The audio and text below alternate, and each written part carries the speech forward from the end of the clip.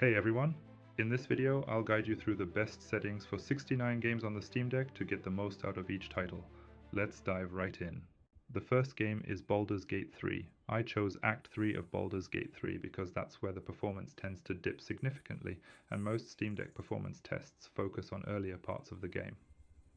For this challenging section, I recommend a mix of medium and low settings with a frame rate cap at 30 FPS. Using FSR 2.2 in quality mode, as shown in the video, helps maintain a good balance between visuals and performance. The next game is EA Sports FC 24. I recommend playing on ultra settings. Overall, the game runs very well on the Steam Deck. However, EA anti-cheat prevents you from playing the game under SteamOS, so you'll need to switch to Windows to get it running. The next game is The Legend of Zelda: Tears of the Kingdom. To play Tears of the Kingdom on the Steam Deck, you'll need to use an emulator. Once you have it set up, the game runs good, and you can play through the entire adventure without any major issues. Up next is Manor Lords. With the settings shown in the video, Manor Lords runs great on the Steam Deck. These optimized options ensure smooth gameplay while maintaining good visual quality, making it a solid experience on the device. Next, we have Diablo 4. Diablo 4 performs well on the Steam Deck. For the best experience, I recommend using low settings with a locked 45 FPS. Alternatively, you can go for the medium or high preset with a 30 FPS cap if you prefer better visuals at a stable frame rate. Moving on to Civilization 6. For Civilization 6, I recommend sticking with ultra settings. Given the turn-based nature of the game, a steady 30 frames per second is more than enough to enjoy a smooth and visually rich experience on the Steam Deck. Now let's take a look at EA Sports FC 25. Just like its predecessor, EA Sports FC 25 runs smoothly on the Steam Deck. However, EA anti-cheat still prevents you from playing it under SteamOS, so you'll need to switch to Windows. Since the performance is consistent across different settings, I recommend going with ultra settings for the best visual experience. Next up is No Man's Sky. For the best experience in No Man's Sky on the Steam Deck, I recommend using the enhanced preset with a 45 FPS lock and FSR 2.0 set to quality mode. This setup provides a stable frame rate while maintaining good visual quality, making exploration smooth and enjoyable. Here we have Super Mario Odyssey. To play Super Mario Odyssey on the Steam Deck, you'll need an emulator. Once set up, the game runs impressively well, delivering a smooth 60 FPS experience throughout, making it a fantastic option for platforming fans on the go. Next is Crusader Kings 3. For Crusader Kings 3 on the Steam Deck, I recommend using the low preset with a maximum FPS of 30. This setup ensures smooth gameplay while maintaining stability, allowing you to enjoy the grand strategy without performance issues. Now let's talk about Pokémon Violet. Like before, you'll need an emulator to play Pokémon Violet on the Steam Deck. Once properly configured, the game runs smoothly and you can play through the entire adventure without any major issues. Next up is Elden Ring. For Elden Ring on the Steam Deck, I recommend using the low preset to ensure an enjoyable experience. This setting provides a good balance between performance and visuals. Next we have Battlefield 2042. Overall, Battlefield 2042 doesn't perform very well on the Steam Deck. Additionally, EA anti-cheat prevents the game from running on SteamOS, so you'll need to install Windows on your deck. If you decide to play it, I recommend sticking with low settings for the best possible performance. Up next is Kingdom Come Deliverance. The optimal settings for Kingdom Come Deliverance are shown in the video. With these tweaks, the game looks fantastic and runs very smoothly on the Steam Deck, providing a consistent and enjoyable experience throughout your medieval adventure. Next is Supermarket Simulator. For Supermarket Simulator, I find the best experience comes with either the medium preset capped at 60 FPS or the high preset with a 45 FPS limit. Both options provide smooth gameplay, so you can choose based on whether you prefer higher frame rates or better visuals. Now, let's look at RimWorld. RimWorld runs well on the Steam Deck, with 50 to 90 FPS in early game scenarios and around 4 hours of battery life. However, performance may drop in late game with more pawns or mods. The control scheme feels excellent on the deck, making it enjoyable to play. Next up is Microsoft Flight Simulator 2020. I was impressed with how well Microsoft Flight Simulator 2020 runs on low settings. The game is quite playable with this preset, and still manages to look stunning at times. You can definitely enjoy a great flying experience on the Steam Deck with these settings. Now we have Dark Souls 3. For Dark Souls 3, I recommend using the max preset with a locked 45 FPS. This setup provides a great balance, delivering smooth and consistent performance while maintaining impressive visuals on the Steam Deck. Next is Starfield. Starfield barely runs on the Steam Deck, but it's still possible to get a playable experience. I recommend using the low preset with an 80% resolution scale, dynamic resolution off, and frame generation either on or off based on your preference. Next is EA Sports Madden NFL 25. EA Sports Madden NFL 25 runs poorly on the Steam Deck. EA's anti-cheat blocks it on SteamOS, so Windows is required. The FPS fluctuates between 10 to 30, making it inconsistent. I recommend playing on low settings with a 30 FPS lock for better stability. Next up is Call of Duty Black Ops 6.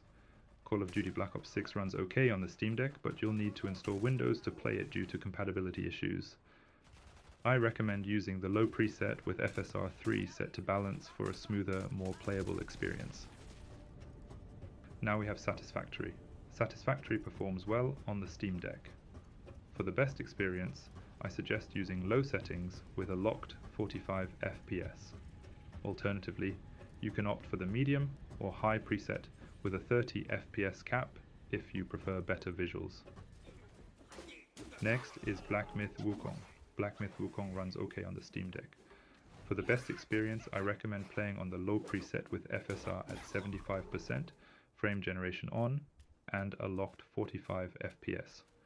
Alternatively, you can use the medium preset with the same FSR settings and a 30 FPS lock. Next up is Deadlock. Deadlock runs very well on the Steam Deck.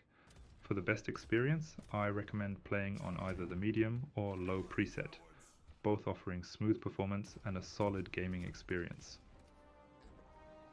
Now we have Final Fantasy XVI.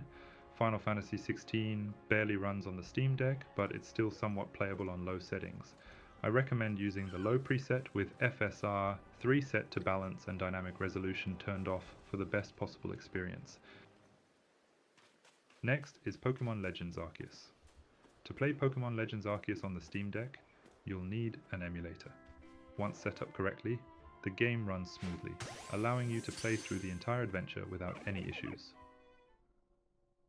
Up next is the Elder Scrolls V Skyrim. Skyrim runs great on the Steam Deck. For the best experience, I recommend playing on ultra settings with a locked 40 FPS or choosing the high preset with a locked 45 FPS for a smoother performance. Next is Minecraft. Minecraft runs decently on the Steam Deck. For an optimal experience, I recommend setting the render distance to 10 to 15 chunks, which balances performance and visuals effectively. Now we have Super Smash Bros. Ultimate. To play Super Smash Bros. Ultimate on the Steam Deck, you'll need an emulator. Once properly set up, the game runs smoothly, allowing you to enjoy matches without any issues. Next up is Farming Simulator 2022. Farming Simulator 2022 runs great on the Steam Deck. I recommend playing on the high preset with VSync turned on to prevent screen tearing and ensure a smooth gameplay experience. Now we have Forza Horizon 5. For Forza Horizon 5 on the Steam Deck, I recommend using the low preset for the best experience, but be aware that there are still occasional frame rate dips across all presets. Next is Subnautica. For Subnautica on the Steam Deck, I recommend locking the frame rate to 45 FPS with the high preset. Additionally, turn off motion blur and set screen space reflections to medium for optimal performance and visuals. Next up is Mario Kart 8 Deluxe. To play Mario Kart 8 Deluxe on the Steam Deck, you'll need an emulator. Once set up correctly, the game runs smoothly, allowing for an enjoyable racing experience without any issues. Next is Dark Souls Remastered. The Steam Deck handles Dark Souls Remastered smoothly, delivering a consistent 60 FPS at maximum settings, making for an excellent and fluid experience throughout the game. Now we have Tekken 8. To achieve a consistent 60 FPS on the Steam Deck, you'll need to play Tekken 8 on the low preset. This setting helps maintain smooth and responsive gameplay throughout matches. Next up is Once Human. Once Human runs well on the Steam Deck, but the frame rate can be quite inconsistent. For the best experience, I recommend playing on low settings with a locked 45 frames per second, or opting for the medium preset with a locked 30 frames per second for more stable performance. Now we have Fallout 4. For Fallout 4 on the Steam Deck, I recommend using the medium preset with a max frame rate of 60 FPS. This setup offers a good balance between visuals and performance for a smooth gameplay experience. Next is Cities Skylines 2.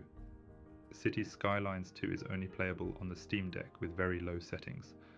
I also recommend turning off dynamic resolution to avoid a heavily pixelated image, ensuring a clearer and smoother experience. Up next is Hogwarts Legacy. On the Steam Deck, Hogwarts Legacy runs between 50 to 60 FPS with medium settings. This is the setup I recommend for a smooth and visually pleasing experience throughout your magical adventure. Next is The Witcher 3. For The Witcher 3 on the Steam Deck, I find the medium preset to be the best option, achieving 50 to 60 FPS while looking great. However, the low and Steam Deck presets also offer impressive visuals. Now we have Euro Truck Simulator 2. For Euro Truck Simulator 2 on the Steam Deck, I recommend using the high preset, which provides a smooth experience with frame rates ranging from 45 to 70 FPS. This setting delivers a great balance of performance and visuals. Next is Octopath Traveler 2.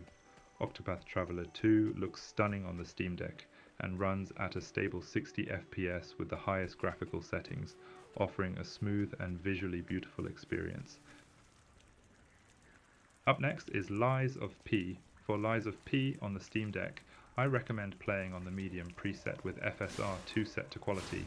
This setup provides a good balance between performance and visuals for an enjoyable experience. Next is Medieval Dynasty. For Medieval Dynasty on the Steam Deck, I recommend using the medium preset with a locked 45 FPS. This setup offers smooth and consistent performance while maintaining great visual quality throughout the game. Next up is Pokémon Brilliant Diamond. To play Pokémon Brilliant Diamond on the Steam Deck, you'll need an emulator. Once everything is set up correctly, the game runs smoothly, allowing you to play without any issues. Now we have Path of Exile. Path of Exile runs great on the Steam Deck. For the best experience, I recommend playing on the default preset, which provides a smooth and balanced gameplay experience. Next is Enshrouded. For Enshrouded on the Steam Deck, I recommend using the performance preset. It provides a good balance between visuals and frame rate, making for a smooth gameplay experience.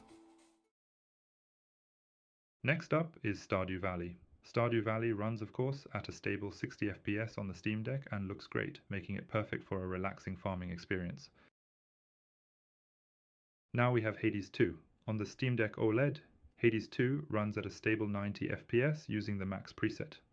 This setup provides a smooth and visually stunning experience for fans of the fast-paced roguelike action. Next is Workers and Resources Soviet Republic. Workers and Resources runs well on the Steam Deck. I recommend playing on the low preset for a smoother experience, especially during complex city building scenarios. Up next is Green Hell. For Green Hell on the Steam Deck, I recommend using the medium preset with a max frame rate of 45 FPS and setting the draw distance to maximum. This configuration offers a great balance between performance and visual quality. Next is Ghost of Tsushima Director's Cut. For the Steam Deck, I recommend playing Ghost of Tsushima on the low preset with FSR 3.0 set to quality. This setup ensures smooth gameplay while maintaining good visual fidelity.